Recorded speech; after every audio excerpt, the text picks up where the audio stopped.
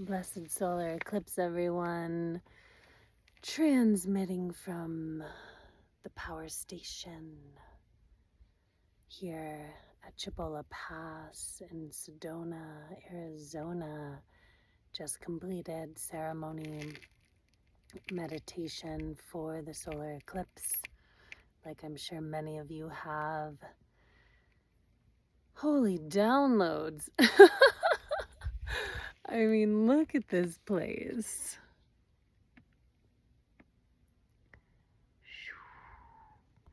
I'm just so blessed to be here in Sedona. I'm going to set you guys up in this little rock here if I can. Yeah. Major transmissions. I hope you had a beautiful space to receive your own on this Aries new moon total solar eclipse at 20 degrees of Aries. The symbol is about love overcoming crisis. Surrendering is key into the eclipses. Now that it's past, those visions that have come in for what you want to manifest, we can start putting energy into that. But for the rest of the day, really, allowing things to fall, allowing constructs, stories, grief, comparison, all these projections, all of the expectations that are placed on us by society, parents, teachers, media, social media, our peers, beyond what it means to be an activated human. Does it have to look like this? Does it have to feel like that? Do we have to keep posturing and presenting some specific story that will make us great and people will see our greatness? This is a great American eclipse on the United States' Chiron, opposing its Saturn, dissolving its structures that have kind of entrenched the wounds of the collective global symbol of leadership and power. And do we have to be invincible all the time? Someone recently said to me, but you seem so invincible, Zoe. And to me, it was laughable, because do we ever feel invincible? Probably some people do, right?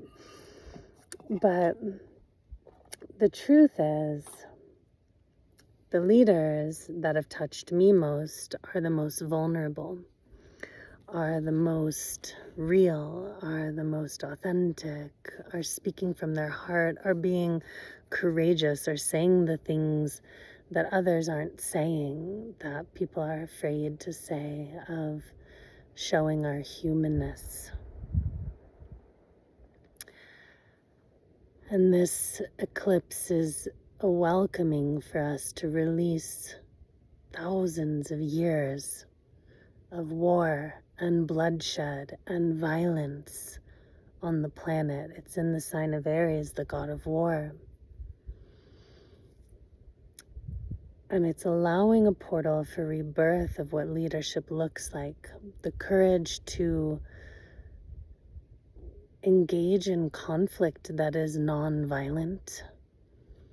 To say something of truth from love for the sake of moving us forward in our evolution into more love, that it doesn't have to be violent, that we don't have to move from fear and attack or destroy the thing that we feel like is standing in the way, and instead see it as the great catalyst to move through and transmute, to surrender it.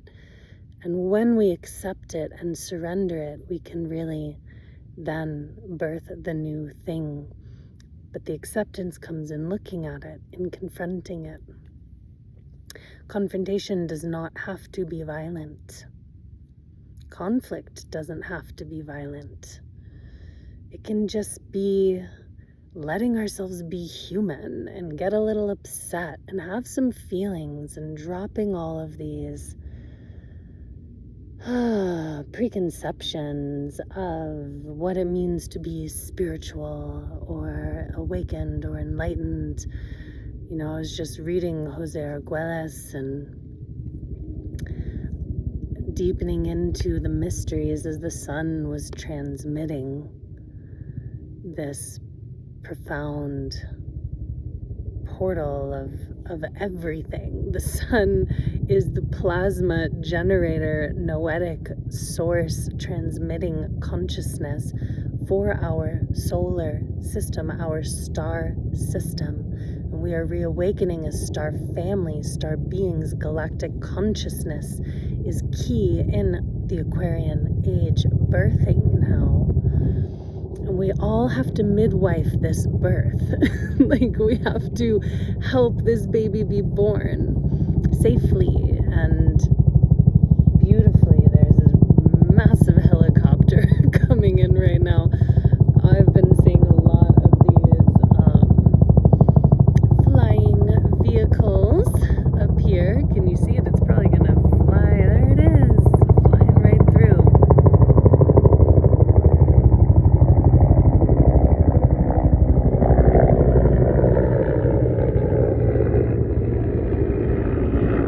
That's a military helicopter.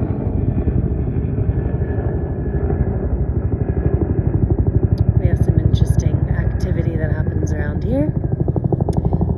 And here comes another. Apparently they've just finished their eclipse ceremony. So Hunab Ku, you'll be able to see him soon. I can literally feel the pulsing. Oh, there he goes.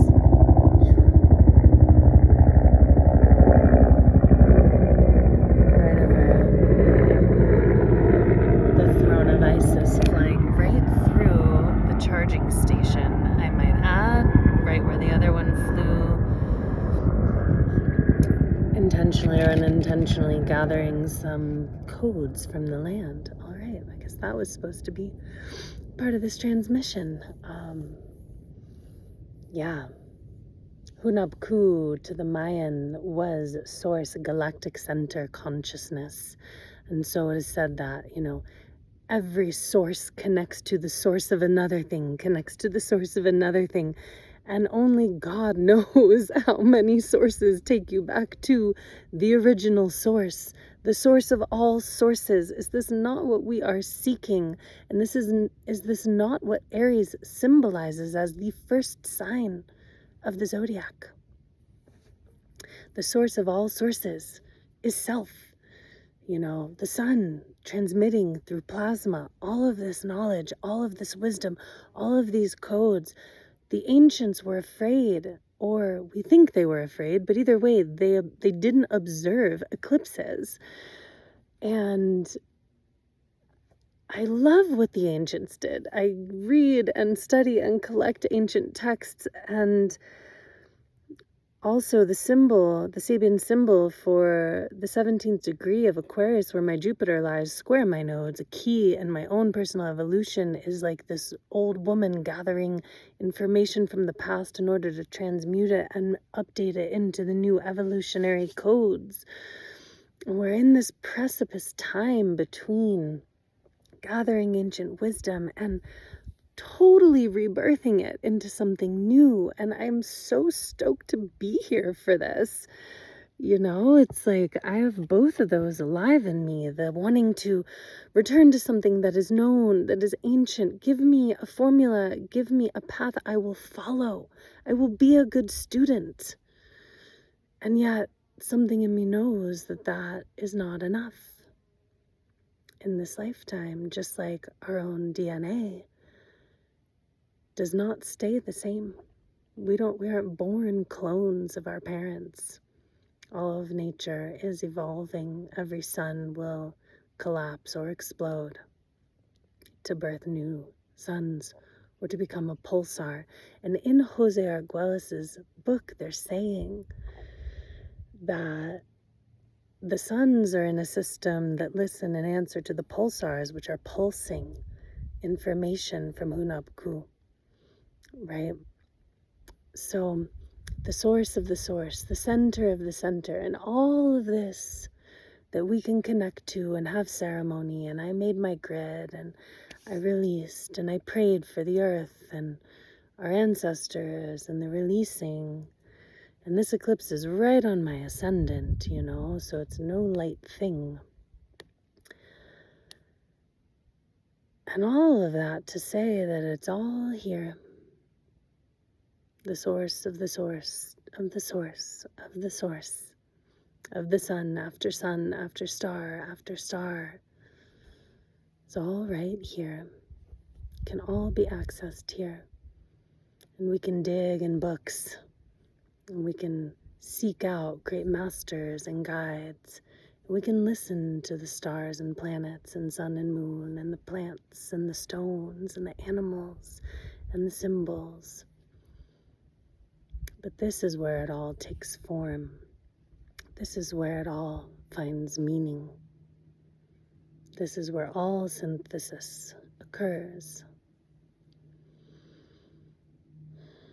And so purification of self, selfhood, gnosis, our worthiness to write upon the tablets of history and time our own story, our own perspective, that we are worthy to be, to shine, to challenge, to courageously and confidently, with trust, express ourselves, to help us move the evolutionary pulse, to feel ourselves as agents of the evolutionary pulse of creation from the source of sources. It cannot be compromised. It is just exactly what we are. Every mistake, every moment where we don't get acceptance or approval from others may be equally a sign that we're doing it right. And is there any right and wrong? Because it's all unfolding. Is there a wrong flare from the sun? The solar flares are reminding us of the pulsing nature of creation. We all feel this in our lives. Moments of great pulsing, moments of great stillness and quiet.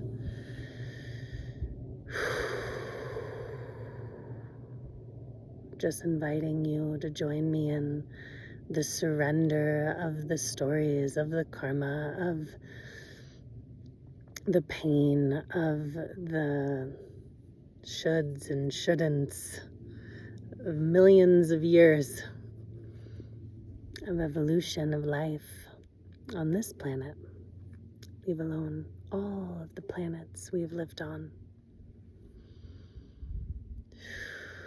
Because we are in a moment of birthing something new. This is unprecedented. This is not sensationalism, although I will not deny the shock value of this eclipse has been capitalized on, you know. And I think that the Jupiter Uranus conjunction in Taurus coming on April 20th is just as alive in this chart as is the eclipse, you know, Uranus being ruler of electricity and shock in the sign of Taurus, our values, literally the shock value. I've been observing how that has been tremendously played upon. I've been saying for at least a year to look to this time for big technological announcements. And what do we have? We have spaceships launching and CERN and collapsing particles and colliding them and seeking dark matter, which is what the infinite plenum of infinite potential possibilities. The symbolism just will go and go and go when we start to see it. And we already know it. It all lives within us. It can't actually live without us. We are the symbolic bridges of heaven and earth for creation. Not to say that there aren't plants and animals doing the same, you know, but there's something special about how we seem to do this as humans. And what is our symbol? What symbol will we be? Will we be courageous enough? We already are. Just by being. Just by choosing to be here. at this time.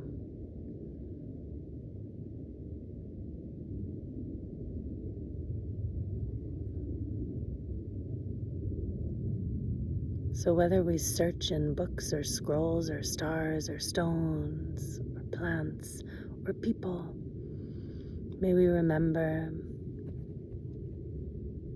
Hunabku, the center of centers, that all is accessible here.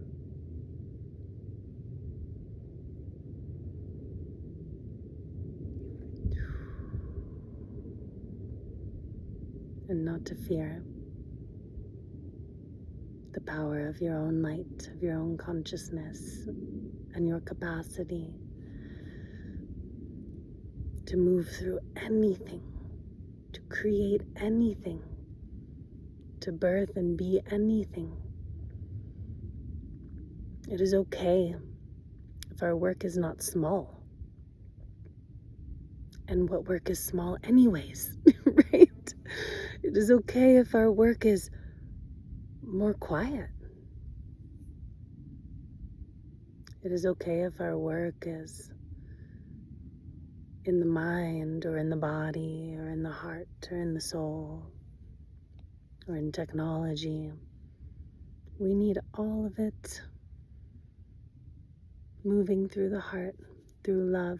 The most powerful force in the multiverse is love, not because it is passive, not because it is weak or complacent, but because it is willing to act for love, to protect love, to grow love.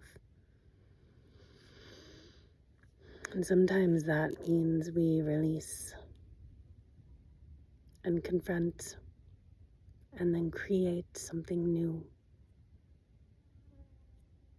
So, however you feel called, through this great portal, through this activation today, that we are collectively rewriting our cultural story and paradigm around these celestial motions, saying we are not afraid, we will gather, we will view, we will change and shift our relationship to galactic perspective as that births our whole cosmology as a species is transforming. And you are writing it. Write it with us. Write it with me.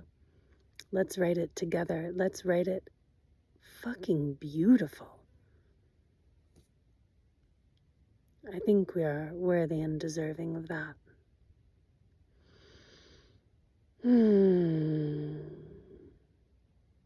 Stay grounded. Drink lots of water. Put bare feet on the ground. And in the next few days, as the visions stream in, write them down. It gives them power in the material realm. And feel how you are called, even, and maybe most importantly, through you being you, expressing you, and giving zero fucks. Doing it through love, but giving zero fucks of what others think and how they approve or don't approve. The bee agrees. To just be you, to shine your light, to be okay with, to embrace fully, not just be okay, to embrace fully. This is my light. This is my Aries. This is my contribution to the stream of life and this massive midwifing of a new eon of creation, of consciousness. I want to know what you think. I want to know what you vision. I want to know what you feel. I'm going to be bringing a lot more out into the open, hence this eclipse on my ascendant definitely beckoning me to. And it has been 6 months since the last eclipse portal, and I'm sitting in the same place that I held ceremony last solar eclipse, in the Libra solar eclipse.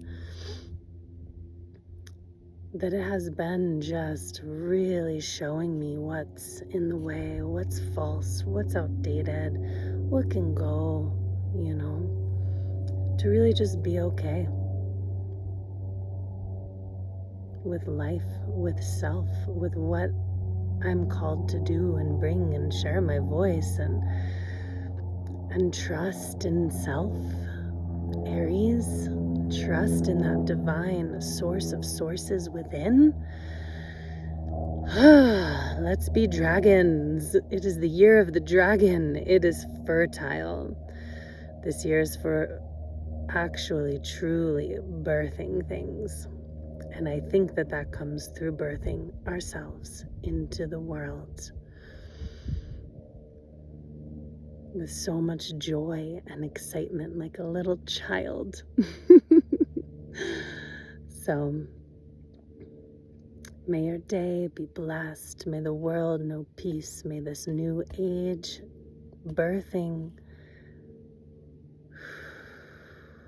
take form in the most beautiful, brilliant, loving, peaceful, true way that it can through each of us. Aho in Lakesh, Alakin.